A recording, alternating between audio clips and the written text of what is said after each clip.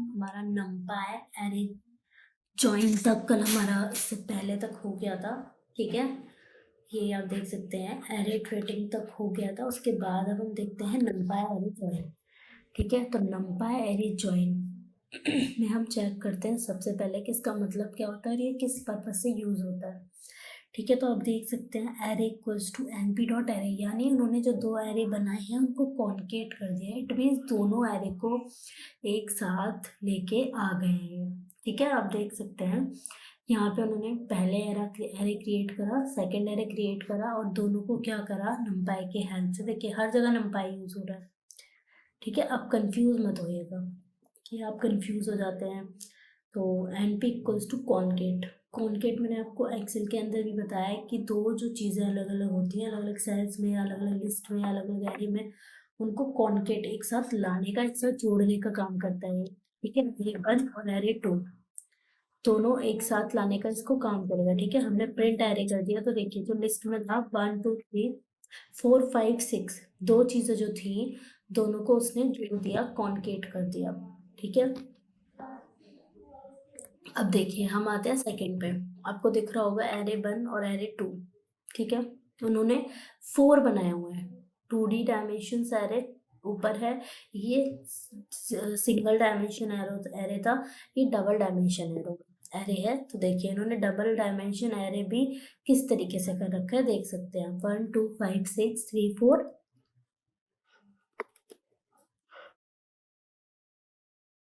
3 4 7 8, ठीक है। इन्होंने क्या कर रखा है, एक्स एक्सिस बन। देखिए एक्स एक्सिस बन का मतलब और एक्स एक्सिस जीरो का मतलब क्या होता है, मैं पहले आपको उसका मतलब समझा देती हूँ, तब आपको इसका मतलब ज़्यादा अच्छे से समझ आएगा कि आखिर उन्होंने एक्स एक्सिस बन क्यों लिखा था। जब ऊपर सिंपल करके दिखाया था तो अभी रिसेंटली उन्होंने एक्स एक्सिस क्यों लिख दिया। तो देखिए मैं आपको बताती हूँ, array 1 equals to np dot, हमारे जो दो एरे थे वो क्रिएट हो गए, ठीक है। 1 2 5 6, देखिए एक्सिस 1 का मतलब होता है हमारे कॉलम, ठीक है। और हमारे जो जीरो होते हैं वो होते हैं हमारे रो। तो देखिए इन्होंने क्या किया, 1 का मतलब है 1 और 2, ठीक है। रो, कॉलम का मतलब है दिस वन, ठीक है। अगर आप एक्स एक्सिस को यूज करेंगे तो इस तरीके से आपका आंसर आपके सामने होगा। इसमें समझने की या समझाने की कोई बात नहीं है, ये जस्ट नॉर्मल है। और आप देख सकते हैं कि आपके सामने इसका आंसर है कि 1 आप कब यूज करेंगे और 0 आप कब यूज करेंगे, ठीक है। अगर आप यहाँ पे 0 लगा देते हैं तो देखते हैं, देखिए क्योंकि यहाँ पे नंपाई हमने पहले इंपोर्ट नहीं कराया है,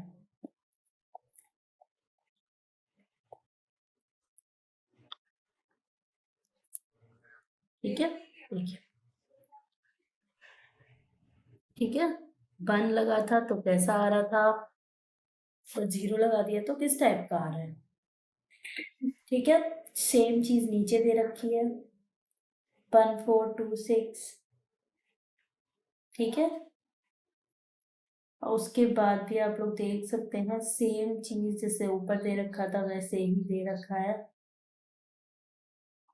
लेकिन हाँ इसमें एक चेंजेस है, देखिए यहाँ पे क्या दे रखा था आपका, यहाँ पे सब चीज कॉन्केट करी गई थी, यहाँ पे उन्होंने कॉन्केट का यूज नहीं किया है, एच स्टेप का यूज किया है, ठीक है।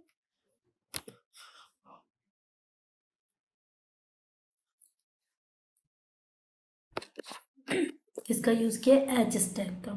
एच स्टैक भी वही काम करता है, ठीक है, नंपाई के साथ उसको एक साथ जोड़ने का काम। वी स्टैक भी वही काम करता है, 1 4 2 6 और 3 6, बस चेंजेस हैं थोड़े से। 1 2 3 4 5 6 ये सीरीज में ले लेगा, और ये जो हमारा कॉन्केट काम कर रहा था एक्स एक्सिस के साथ वही लेगा, देखो 1 2 3 और 4 5 6, ठीक है। उसके बाद सेकंड नंबर पे हमारा आता है array 1 equals to np dot array 1 2 3 4 5 6। देखिए इन्होंने क्या करा, 1 2 3 4 5 6, यानी हमारे जो यहाँ पे कॉलम है उनको रो बना दिया, डी स्टैक से, ठीक है। अब आता है numpy array split। ये जो डेटा हमने अंदर लिखा हुआ है इसको वो स्प्लिट कैसे करेगा, ठीक है, ये देखते हैं। यहाँ पे सबसे पहले हमारा दे रखा है numpy, ठीक है, एरे। एरे के बाद हमने क्या लिखा है, इक्वल्स टू np। जिस तरीके से हम नॉर्मल एरे क्रिएट करते हैं उसी तरीके से हम यहाँ पे भी देख लेते हैं कि हमने नॉर्मल एरे ही क्रिएट किया है। अब हमें क्या करना है, स्प्लिट करना है इसको, ठीक है।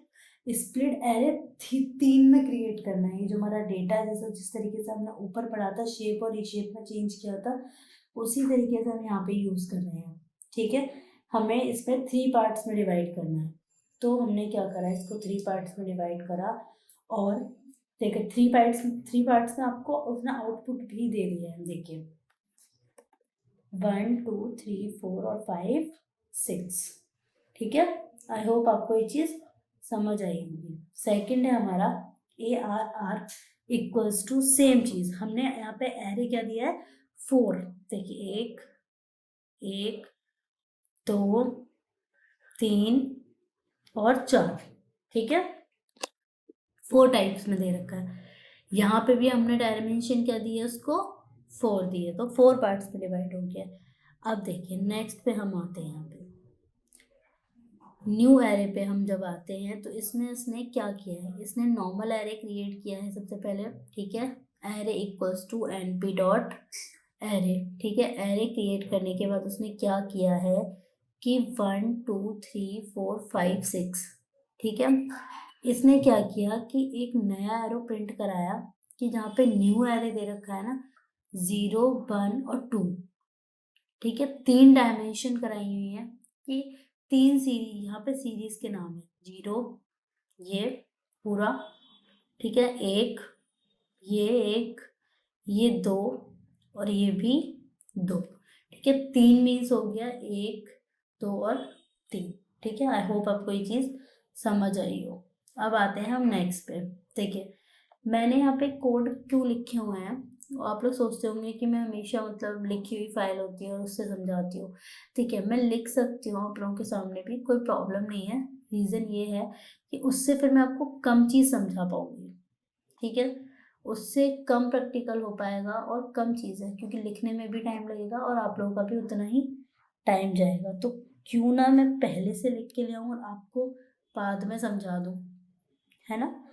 आपका ये बेनिफिशियल भी हो जाएगा और एक चीज़ के 4 टेस्ट भी हो जाएंगे। जैसे कि आप देख सकते हैं मैं आपको कोई भी चीज़ जब पढ़ाती हूँ तो उसके 4 से 5 तरीके से पहले टेस्ट करके दिखाती हूँ, ठीक है। देखिए स्प्लिट हमने देखा, कितने टाइप से स्प्लिट देखा वो भी आपने खुद अपने सामने देखा, ठीक है। अब देखिए फिर से चेक करते हैं, ठीक है।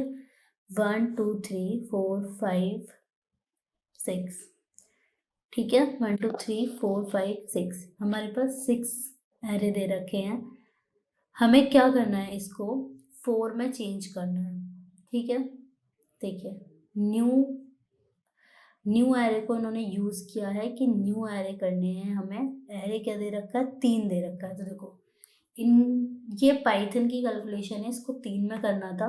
देखो 0 1 2 और 3, ठीक है। अब आता है हमारा नेक्स्ट नंबर, आता है हमारा, वो आता है हमारा एरे। जो हमने ऊपर किया था वही चीज़ है। 3 देखिए, चाहे ज़्यादा लिख दे चाहे बड़ा। देखिए 1 0 1 2 और 3 लास्ट वाला, ठीक है। आई होप आपको ये चीज़ भी बहुत अच्छे से समझ आई हो, ठीक है।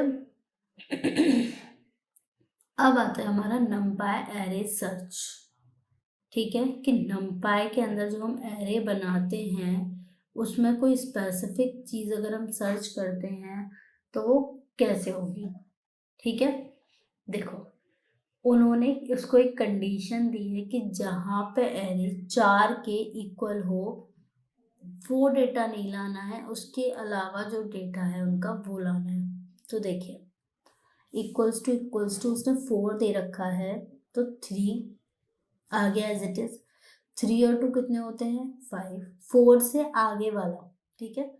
3 आ गया आपका, 3 और 2 5 होते हैं और 3 और 2 5 और 1 6। ये देखिए उन्होंने आगे वाले डेटा की कैलकुलेशन ला के दी है हमें, ठीक है।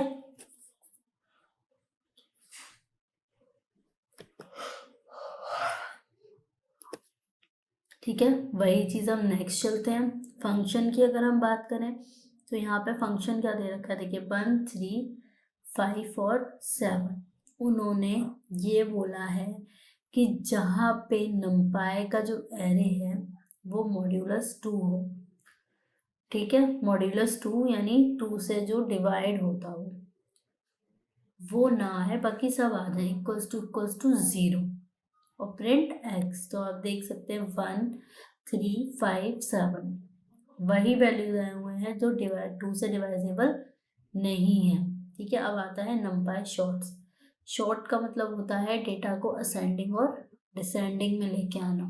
ठीक है, तो देख सकते हैं शॉर्ट हमने करा एरे np डॉट एरे 3 2 0 1, उल्टा सीधा लिखा हुआ है 0 1 2 3। ठीक है, np numpy dot short array.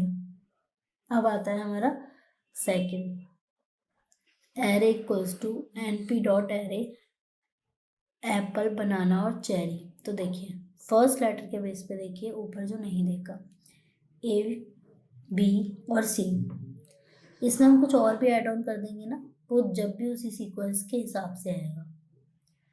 अगर आप देखना चाहते हैं तो मैं बीच में कर सकती हूँ। देखिए इसमें मैं पपाया लिख देती हूँ। ठीक है, इसमें कॉमा और रन। देखिए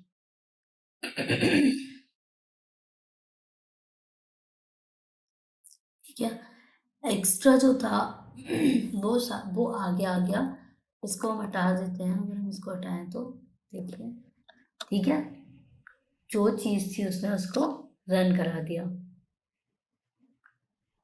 अब देखिए array equals to np dot array 3 तरीके के दे रखे हैं यहाँ पे। इसने शॉर्ट किया, उसने सीक्वेंस वाइज एक एक एरे को सीक्वेंस वाइज लेके आ गया। देखिए 2 3 4 0 1 5 2 3 4। ठीक है, अब आता है रैंडम नंबर। देखिए ये नंपाई शॉर्ट सबको असेंडिंग डिसेंडिंग में करना आ गया होगा और आपको आई होप ये अच्छा भी लगा हो। ठीक है, अब हम आता है नेक्स्ट पॉइंट जो हमारा आता है वो आता है रैंडम नंबर। रैंडम नंबर का मतलब होता है, जैसे कि मैंने आपको एक्सेल में सिखाई है ये चीज़ें, बता देती हूँ मैं। रैंडम नंबर क्या होता है, देखिए इक्वल्स टू, देखिए ठीक है, बॉटम यानी हमें 100 से लेके 200 तक के ही नंबर चाहिए केवल।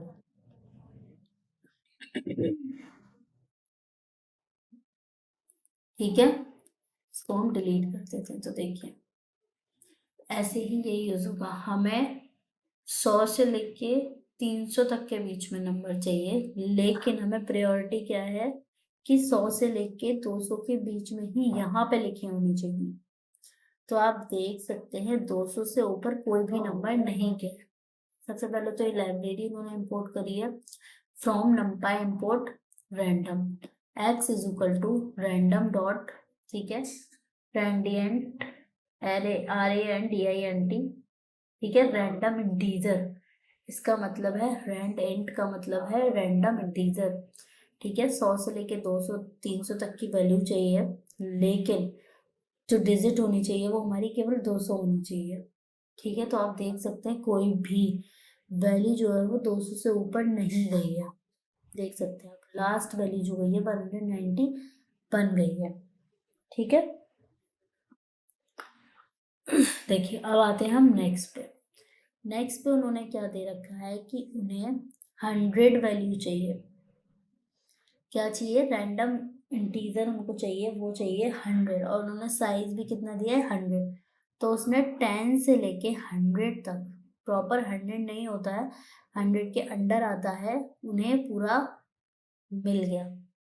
ठीक है, जो उन्हें digit random integer integer value जो उनको चाहिए थी वो उनको मिल गई। देखिए 10 29 36 25 12 96 29। ठीक है, मैं आपको जो एज इट इज करा देती हूँ, मुझे उम्मीद है कि आप एज इट इज ना करें। अपनी तरफ से भी बहुत सारी चीजें करने की कोशिश करें, अपनी तरफ से बहुत सारे लॉजिक लगाने की कोशिश करें। देखो, डेटा साइंस और डेटा एनालिस्ट का कोर्स सब कर लेते हैं, लेकिन अच्छी जॉब कोई ही बच्चा, कुछ ही बच्चे ले पाते हैं। क्यों ले पाते हैं? क्योंकि इसमें लॉजिकल थिंकिंग,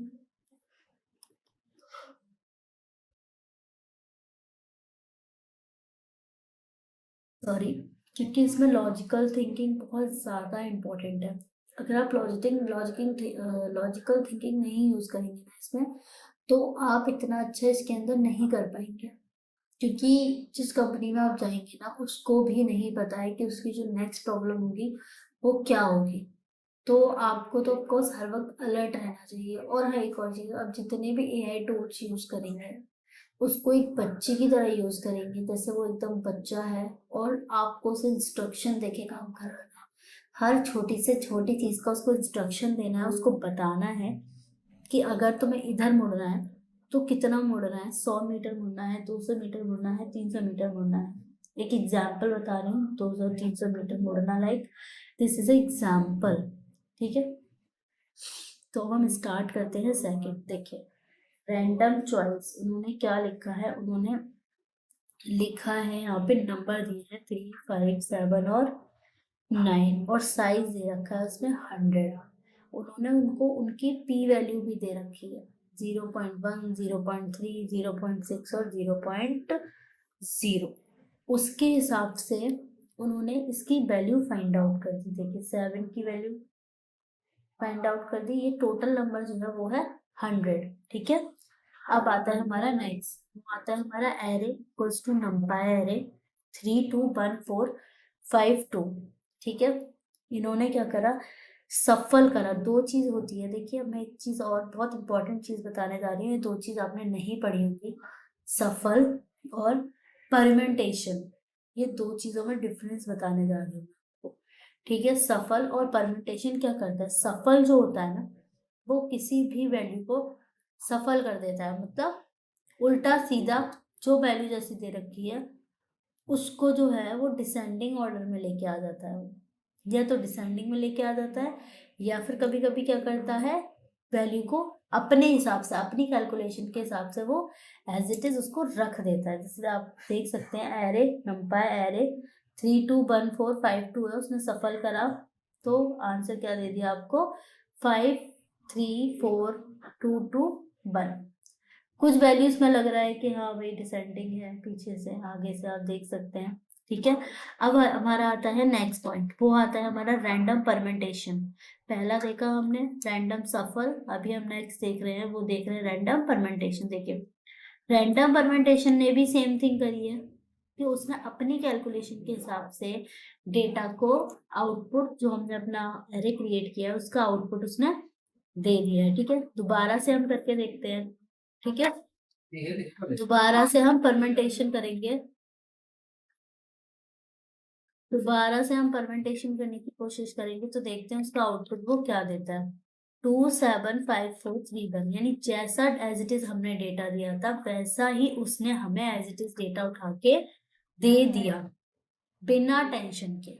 ठीक है, अब देखिए, हमने नंपाई के साथ बहुत सारी और भी चीजें हमने पढ़ी। ठीक है, अब हम एक चीज और देखते हैं, इसका ग्राफ बनाते हैं हम। ठीक है, क्या बनाते हैं, इसका ग्राफ बनाते हैं कि इसका ग्राफ जो है वो कैसा बनेगा। ठीक है, क्योंकि ये भी बहुत ज्यादा इंपॉर्टेंट है। विदाउट ग्राफ के, देखिए, चाहे एक्सेल हो, चाहे सीक्वल हो, या फिर कोई भी चीज क्यों ना हो, विदाउट विजुअलाइजेशन, ग्राफिकल विजुअलाइजेशन ना तो देखने में अच्छी लगती है और ना ही देखने में प्रेजेंटेबल लगती है। और अगर देखने में कोई चीज प्रेजेंटेबल नहीं लगेगी तो लोग उस पर ज्यादा ध्यान भी नहीं देते हैं। ठीक है, इसीलिए कोई भी चीज देखने से इम्पोर्टेंट है कि वो प्रेजेंटेबल होनी चाहिए।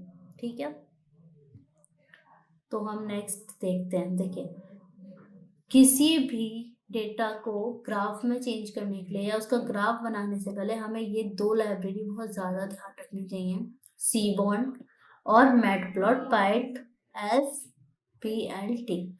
हमने देखो, हमने बहुत सारे टाइप्स के होते हैं, डिस्क प्लॉट होता है, इस प्लॉट होता है, कैट प्लॉट होता है। ठीक है, हीट मैप होता है, हम यहाँ पे डिस्क प्लॉट बनाते हैं। ठीक है, 0 1 2 3, उसको हमने एरे दे दिया plt शो। देखिए ठीक है, ये एक हमारा डेंसिटी बता रहा है, ठीक है, जो हमने वैल्यू डाली है उसके अकॉर्डिंग। ठीक है, अब आता है हमारा सेकंड। सेकंड हमने क्या लिखा, hist plot equals to false. इसका मतलब क्या है, इसका मतलब क्या है, ये है कि हम जो भी चीज यहाँ पे बनाएंगे ना, उसका क्लैरिफिकेशन देना है इसको। ठीक है, क्या चीज देना है, क्लैरिफिकेशन बताना है कि कैसे काम कर रहा है और कैसे काम नहीं कर रहा। तो इस क्लास को हम यहीं पे ही खत्म करते हैं। आगे विजुअलाइजेशन के लिए और भी बहुत अच्छी वीडियोस में लेके आऊंगी। ओनली विजुअलाइजेशन के लिए आप उस चीज की टेंशन ना लें।